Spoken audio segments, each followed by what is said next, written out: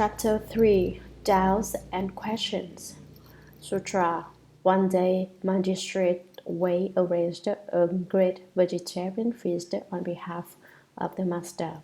Commentary. The doubts referred to in the title of this chapter were those of Magistrate Wei, who did not understand how the Patriarch Bodhidharma would have told the Emperor Wu of Liang that the emperor had no merit.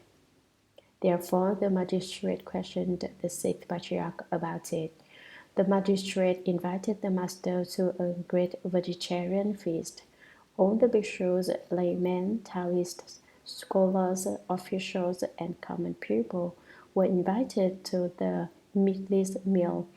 Politicians like to eat meat, but because Magistrate Wei propagated the Buddha Dharma, he invited them all to a vegetarian meal.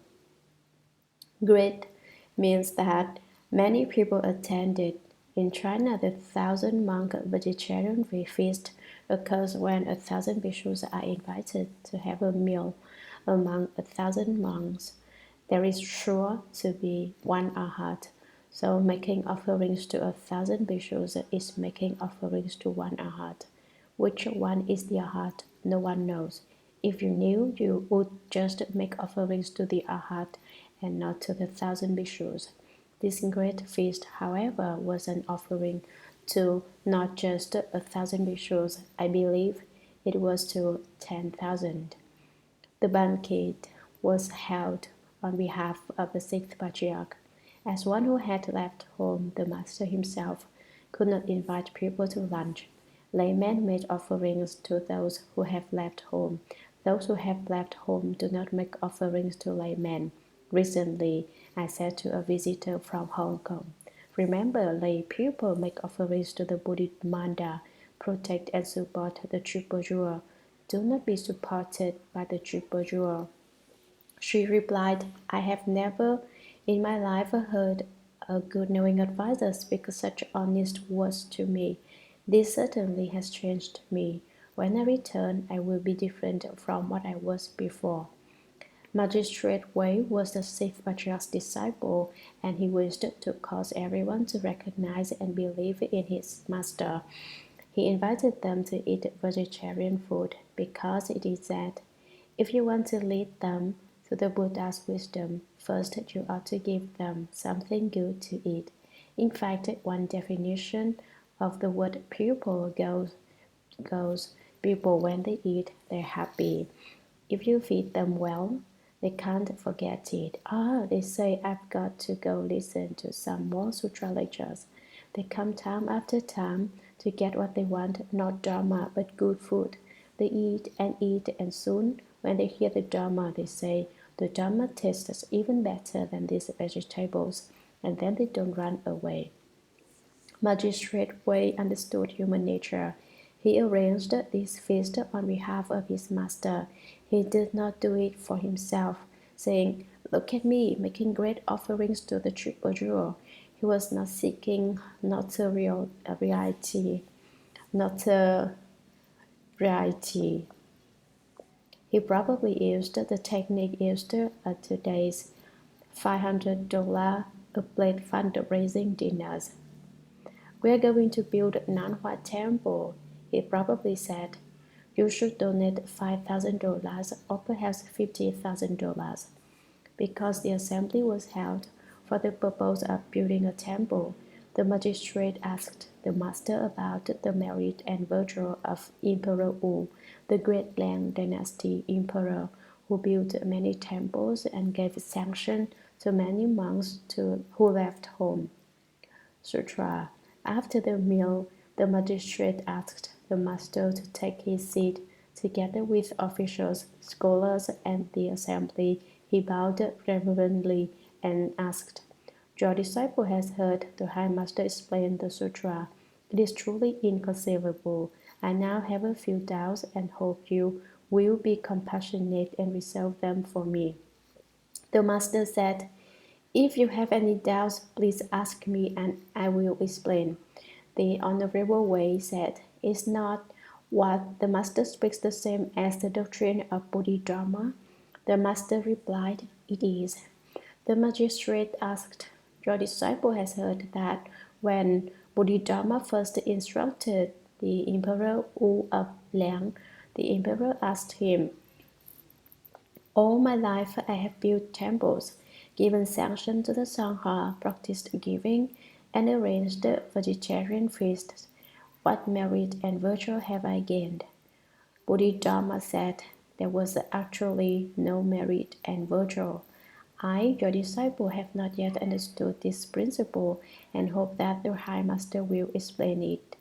Commentary. Magistrate Wei represented the entire assembly in requesting the Dharma.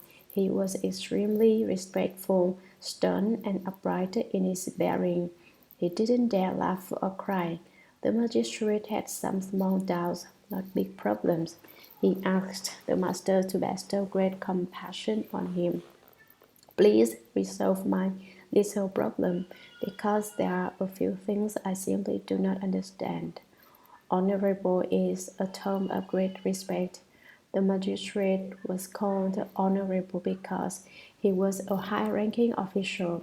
When my disciples go to Taiwan to take the precepts, they should call the old cultivators, the bhikshus, honorable. Honor them once and they will be delighted. If you do not honor them, they will say, "This newly precepted one is extremely disrespectful." The magistrate asked, "Don't you explain the same principle as Bodhidharma?" The Sixth Patriarch said, "Yes, I do. It is the mind-to-mind seal transmitted by Bodhidharma, the direct pointing to the mind to see the nature and realize Buddhahood." The magistrate said, "I have heard that when Bodhidharma went to Nanjing to convert the Emperor Wu of the Liang dynasty, the emperor told him, 'I have built many temples.' The Emperor Wu of Liang spent his entire life building temples. He allowed many bhikshus to leave home and he made offerings of food and shelter to them. He would bow to anyone who left home. Wasn't this good? He gave the wealth of his country to the poor and arranged many vegetarian feasts. What merit and virtue have I gained?" he asked. Emperor Wu had to be number one in everything. Therefore, when he met Patriarch Bodhidharma, he did not seek the Dharma. He sought Bodhidharma's praise instead. He wanted Bodhidharma to give him a high hat. He was afraid that Bodhidharma might not know of his merit, and so he introduced himself, saying, "Look at me, I have built hundreds of temples to house thousands of monks, all of whom left home under my official sanction. What kind of merit have I gained?" What he meant was, "Look at me, I am an emperor unlike all others. Everything I do is good and meritorious." He didn't seek the Dharma to end birth and death. He wanted to put himself on display instead. This is like a certain Dharma protector who says, "Do you know me? I am the greatest, strongest Dharma protector. I give all my money to the triple jewel. In fact, the money he uses to play around with women is several thousand times greater than the money he gives to the triple jewel. But he says he gives it all to the triple jewel. Isn't this perverse? He never speaks about the money he squanders all over heaven and earth, but when he gives $1 to the temple, he says, 'I gave $1 to the temple.' Do you know that? He is certainly the Emperor Wu's disciple. With his merit and virtue, he too can be an emperor someday." Hearing the emperor brag about "me, myself, and I," boasting and advertising his merit, and in general exalting himself, Bodhidharma thought, "How can a sage go around backslapping? How can I agree with him?" Ordinary people would have said to the emperor, "Oh, yes, yes, your merit is indeed great. No one in the world can match it." Bodhidharma was a patriarch. He could not possibly have indulged in such behavior, and so he said, "No merit, totally without merit." Sutra, the master said, there actually was no merit and virtue. Do not doubt the words of a sage. Emperor Wu Blank's mind was wrong. He did not know the right Dharma. Building temples and giving sanction to the Sangha, practicing giving and arranging vegetarian feasts is called seeking blessings. Do not mistake blessings for merit and virtue. Merit and virtue are in the Dharma body, not in the cultivation of blessings. The Master said further, seeing your own nature is merit, and equanimity is virtue. To be unobstructed in every thought, constantly seeing the true, real, wonderful function of your original nature is called merit and virtue. Commentary. The Sixth Patriarch replied, do not doubt the sage's words. There really was no merit and virtue. Emperor Wu was seeking fame. He was not seeking the orthodox Dharma. The great master said, merit and virtue are in the Dharma body, not in cultivating blessings. What is merit then? Seeing your brilliant, wonderful, original nature is merit. With merit, you can see your nature. What is merit? At first, it is difficult to sit in dhyana meditation, but after a while, it becomes natural. When you begin to sit, your legs and back hurt, but after a while, you defeat your legs and they do no longer hurt. When your legs do not hurt, you have merit. If your legs hurt, you have no merit. Seeing your own nature is merit. Seeing your original face, you ask, what does my original face look like? You must find out for yourself.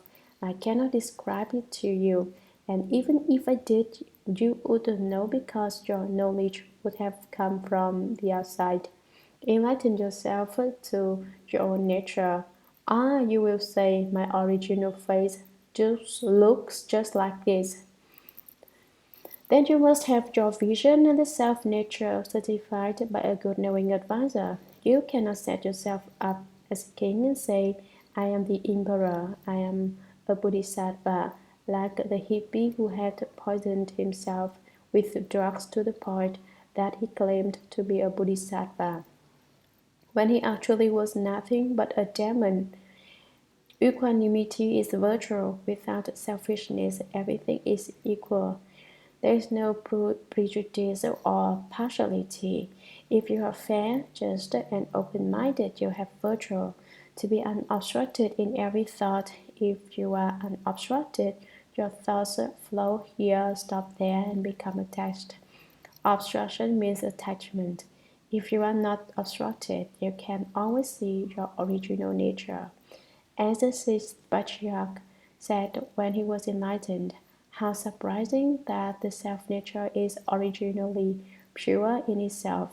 How surprising that the self-nature is originally unmoving. How surprising that the self-nature is originally not produced or destroyed. How surprising that the self-nature is so inconceivable. This is to constantly see the true, real, wonderful function. It is called merit and virtue. If you do not seek within yourself, but give sanction to bhikshus, build temples, and give to the poor instead, you accumulate blessings. Blessings, however, are not merit and virtue. You should perfect your own merit and virtue just as the Buddhas have done. Sutra. Inner humility is merit, and the outer practice of reverence is virtue. Your self-nature establishing the 10,000 dharmas is merit, and the mind substance separate from thought is virtue. Not being separate from the self-nature is merit, and the correct use of the undefined self-nature is virtue. If you seek the merit and virtue of the Dharma body, simply act according to these principles, for this is true merit and virtue. Commentary. You should not be arrogant. In all situations, you should be polite. Do not say, look at me, I'm better than anyone else. I'm so talented.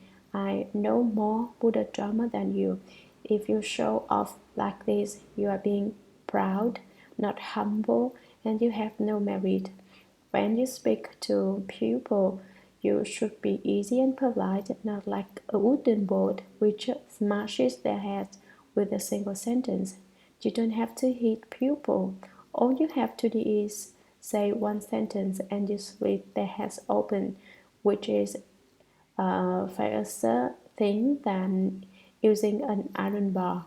But if you are humble, you are never impolite. Outwardly, you should see everyone as better than you. Don't be self-satisfied. Arrogance causes harm. Humility brings benefit. If you fill your cup of tea until it overflows and then keeping pouring, you are being wasteful. Do not be full of self. If you are polite, you will gain benefit. Do not say, I am the greatest, I am number one. I'm so intelligent that I understood long ago things which you still do not know. In Buddhism, you should not fear that you will not understand. Fear only that you will not practice. Whether or not you understand is not so important. But if you do not practice, you are useless. The mind substance should be separate from false thought, but not separate from proper thought, that is virtual. Turn the light around and reverse the illumination to see your self-nature, which constantly gives rise to prana. This is merit in unimpeded, limitless transformation. The correct use of the self-nature enables you to do whatever you wish while never doing unclean things. If you are seeking the Dharma body, you should act in accord with these principles, because it is by means of such merit and virtue that the Dharma body is realized. Sutra. Those who cultivate merit and virtue of their thoughts do not slight others, but always respect them. Those who slight others and do not cut off the me and mine are without merit.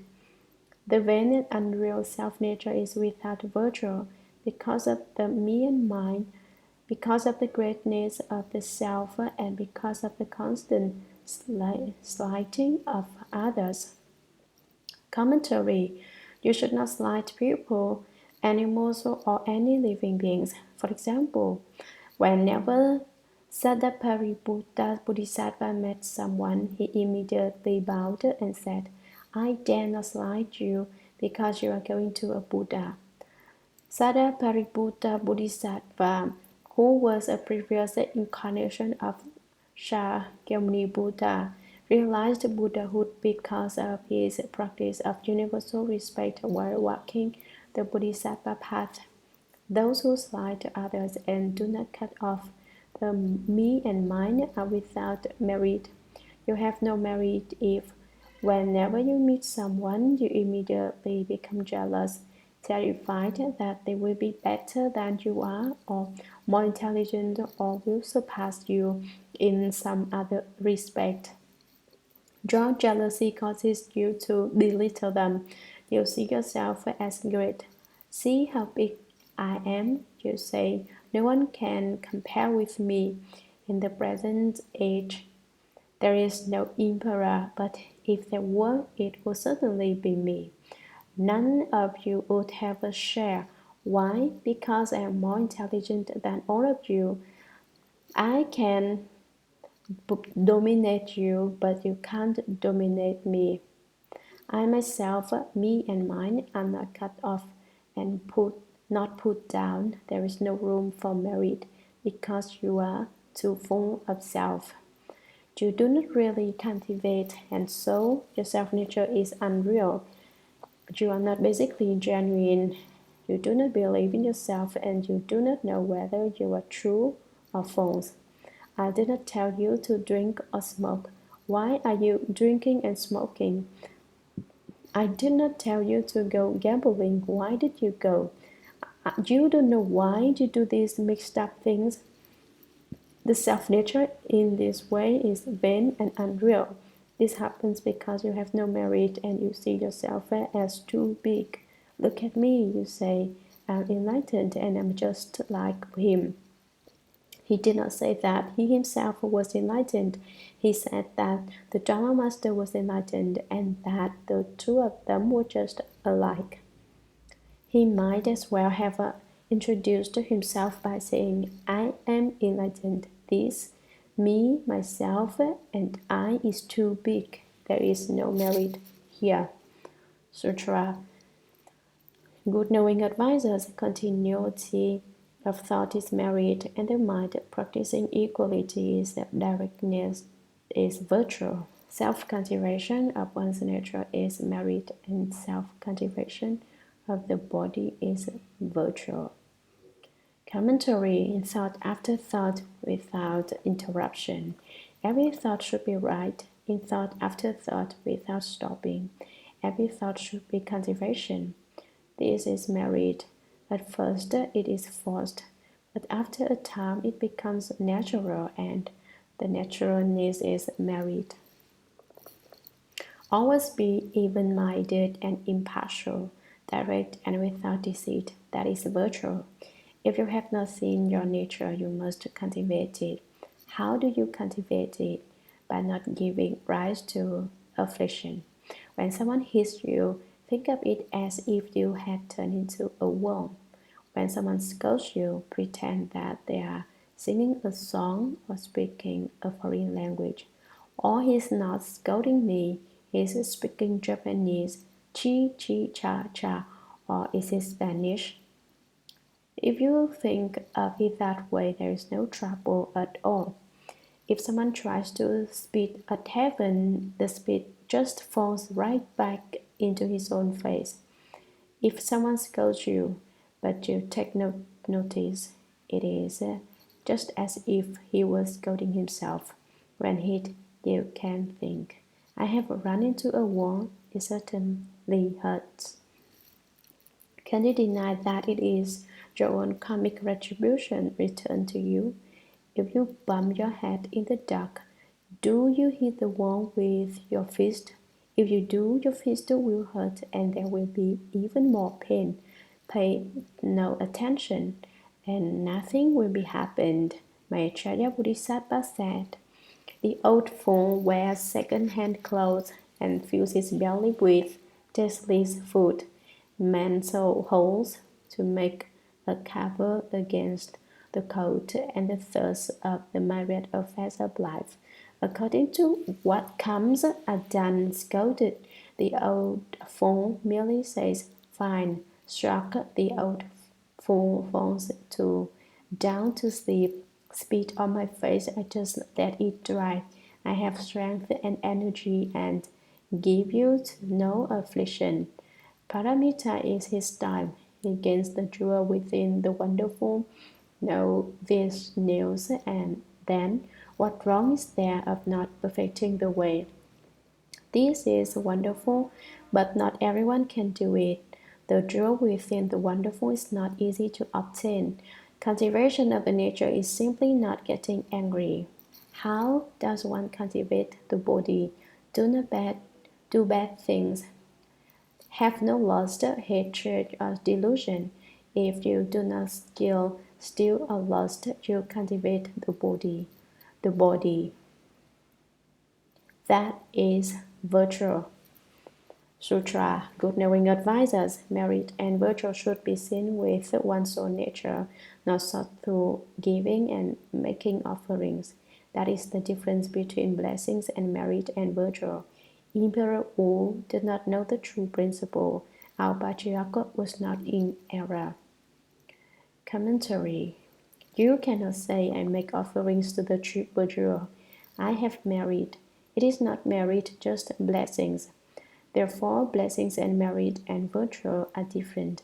If you perform acts of blessings, you will receive the karmic retribution of blessing in future lives. But you obtain the advantages of merit and virtue now in this life. Bodhidharma wanted to take the emperor across, but the emperor's ego was too big. Therefore, in order to break the emperor's attachment, Bodhidharma said that he had no merit and virtue. The emperor was not displeased, and from then on he ignored Bodhidharma. No matter what Dharma Bodhidharma spoke, he wouldn't listen. "Why should I listen to you?" he said. He would not respond to Bodhidharma's compassionate efforts to save him, and so Bodhidharma just went away. After a time, the emperor died of starvation. Think it over. How could one with merit and virtue starve to death? He died of starvation because he had no merit and virtue. Bodhidharma had wanted to wake him up so that he would not have to die that way. But a pity that the emperor's view of himself was so big that Bodhidharma couldn't help him.